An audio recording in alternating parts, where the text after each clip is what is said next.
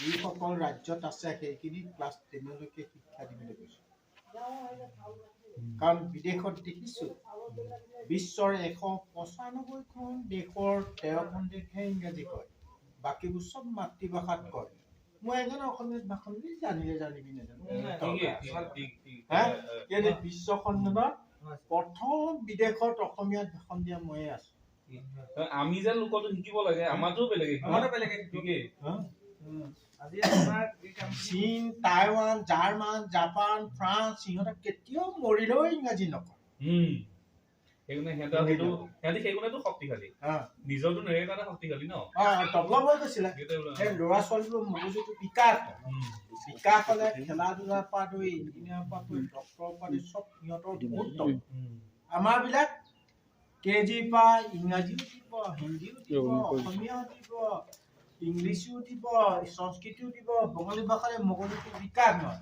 তাৰপিছত ক'ব father mother, papa মামী, মা দেউতাটো পাহৰি নিজৰ ভাষাটো পাহৰি সেইটো মিডিয়ামত গুচি গ'ল।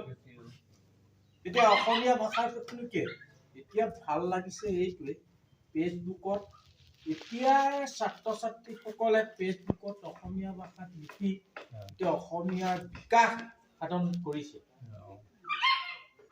আজিকালি প্ৰায়ভাগে অসমীয়াই লিখে।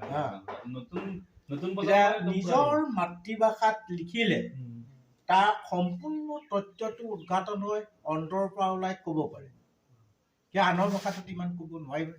মই ভাৰতবৰ্ষতে আপোনাক দেখুৱালো দক্ষিণ ভাৰতৰ ছাত্ৰ ছাত্ৰীবিলাক ইমান চোকা, সিহঁত দুটা ভাষা জানে, মানে মাতৃভাষাটো জানে আৰু ইংৰাজীটো জানে। ইহঁতে সেইকাৰণে বহুত যিমান ভাৰতীয় প্ৰশাসনত আছে চব দক্ষিণ ভাৰতৰ ল'ৰা ছোৱালী, উত্তৰ প্ৰদেশৰ ল'ৰা ছোৱালী। কিয়? ইহঁতৰ দুটা ভাষাতে হয়। আমাৰ বিলাক কিমান জাপি দিছে, ক'ত আমাৰ বিকাশ হ'ব? এতিয়া ল'ৰা ছোৱালীক দোষাৰোপ কৰিলে নহ'ব। আমি কি দিছো? আমিয়ে দুখ কৰিছো। তাহাঁতক দেখিলে মোৰ ৰাতি চকু পানী ওলায়। কিয় ওলায়? আমিয়ে ভুল কৰিলো, সিহঁতটো ভুল কৰা নাছিল। এতিয়া আমাৰ ভুলৰ বাবে তাহাঁতে মানে যান্ত্ৰণা ভুগিব লাগিব।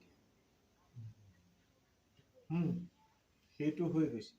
তেতিয়া ফ্ৰান্সত যেতিয়া ইকনমিকেল ফ্ৰম ক্লাইমেট ভাৰতৰ পৰা ইকনমিকেল লেকচাৰ এজন মই গৈছিলোঁ, তেতিয়া মই সুধিছিলোঁ, মানে 12 মিনিটে ক'ব পাৰিম, বিশ্বৰ পৰা 150জন স্পীকাৰ। তেতিয়া মই সুধিছিলোঁ যে আপোনালোকসকল ইকনমিকেলৰ ওপৰত ইমান গুৰুত্ব দিছে, 1 মিনিট সময় উশাহটো বন্ধ কৰকচোন। অক্সিজেনৰ কিমান প্ৰয়োজন হ'ব? যদি গছেই অক্সিজেন দিয়ে, তাত থকা 20,000 দৰ্শকে নিজে জীয়াই থাকিবলৈ এজোপাকৈ গছ ৰুওক। আৰু সমগ্ৰ বিশ্বৰ 700 কোটি মানুহে এজোপাকৈ গছ ৰুওক, তেতিয়া পৃথিৱীৰ ভাৰসাম্যটো ঘূৰি আহিব। নহ'লে পৃথিৱীলৈ ভাবুকিহে আহিছে। আপোনালোকে বৃহৎ বৃহৎ গীৰ্জা, বৃহৎ বৃহৎ মছজিদ, বৃহৎ মন্দিৰ বনাইছে, ভগৱানক কোনে দেখিছে?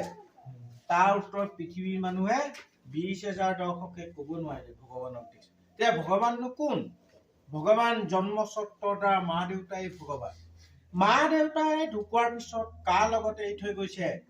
প্ৰকৃতিৰ লগত এৰি থৈ গৈছে। প্ৰকৃতিয়ে মানে ভগৱান আছেনে? যিজনে প্ৰকৃতিক ভাল পায় তেওঁ পৃথিৱীক ভাল পাব পাৰে, আৰু যিজনে পৃথিৱীক ভাল পায় সমস্ত বিশ্বৰ প্ৰাণী জগতক ভাল পাব পাৰে, তাৰ বাদে কেউৱে নাই। তেতিয়া মোক 1 কিলোমিটাৰ দাঙি লৈ চুমা খাই দাঙি লৈ গৈছে। পৃথিৱী তেনেকুৱা পৃথিৱীয়ে চিনি পায়, আমাৰ ক'ত ভাৰতীয় মানুহে চিনি পায়?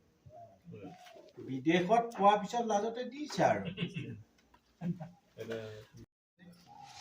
আছে যেন। মই কিন্তু ভাৰতীয় 130 কোটি মানুহৰ আশীৰ্বাদ আছে, আৰু এই ভাৰতীয় 30 কোটি মানুহৰ যিখিনি নতুন প্ৰজন্মক মোৰ বহুত কাম আছে, মানে সেইকাৰণে মই সেই সন্মানটো পাহৰি গৈছোঁ। অকল ল'ৰা ছোৱালী ওপৰতে নিয়ম, মোৰ অন্য নাই।